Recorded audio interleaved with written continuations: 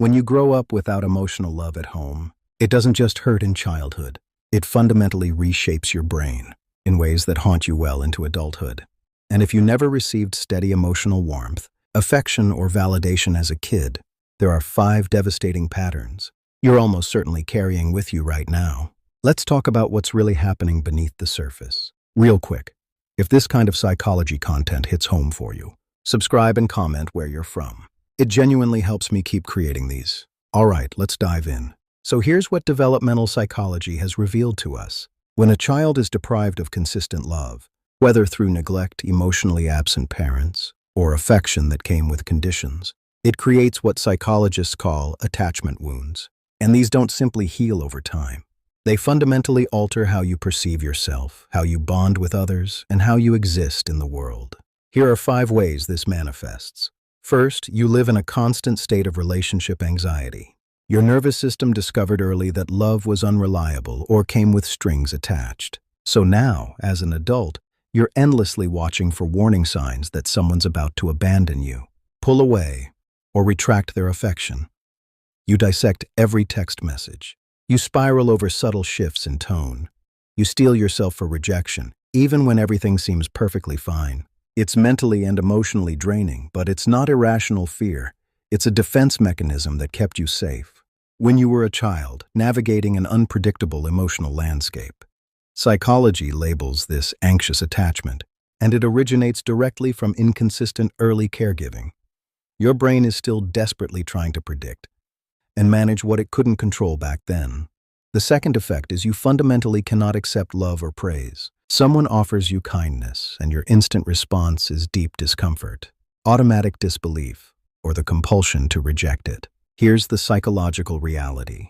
When you grow up starved of love, your brain develops what's called a negative core belief. At the deepest level, you absorb the message, "I am unworthy of love." So when someone extends it to you now, it directly conflicts with that foundational belief.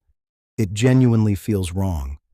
Your brain actively rejects positive affirmation because it contradicts your internal programming.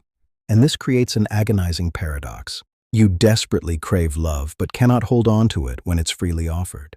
You might even sabotage relationships with people who genuinely care because their kindness feels destabilizing to your entire sense of self. Number 3, you've become either a relentless overachiever or a chronic people pleaser. If love was conditional growing up, you internalized that your worth is measured by what you produce, not who you inherently are. So now you chase endless achievement, impossible perfectionism, or compulsive helpfulness. You think, if I'm successful enough, useful enough, perfect enough, then I'll finally be worthy of love. But that feeling of enough never arrives because you're desperately trying to earn something that should have been your birthright. This is called earned secure attachment seeking. And it's absolutely exhausting. You're running toward a finish line that doesn't exist because external validation cannot heal an internal wound. The number 4 effect is you might experience profound emotional numbness when love wasn't safe or available. Your brain developed emotional shutdown as a survival strategy. If you don't allow yourself to feel, you can't be hurt. But now, as an adult, you struggle to access genuine emotions. You feel fundamentally disconnected from yourself and everyone around you. Relationships feel hollow because you won't allow yourself to be fully vulnerable or present. It's not that you're incapable of caring, it's that caring once meant devastating pain. So your nervous system learned to remain emotionally flatlined. Psychologists call this dissociation or emotional blunting.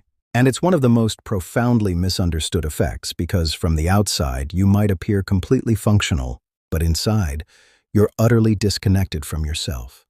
And finally, the 5th effect is you carry a crushing fear of being a burden. If your needs were consistently ignored, dismissed, or treated as an inconvenience as a child, you learned to minimize your entire existence. Now you apologize excessively for simply existing. You refuse to ask for help, even when you're drowning. You hide when you're struggling. You would rather suffer in complete silence than risk bothering another person, because somewhere along the way, you internalized the devastating belief that your existence, your needs, your emotions are simply too much. But here's the psychological truth I desperately need you to understand. Having needs doesn't make you a burden. It makes you beautifully, perfectly human.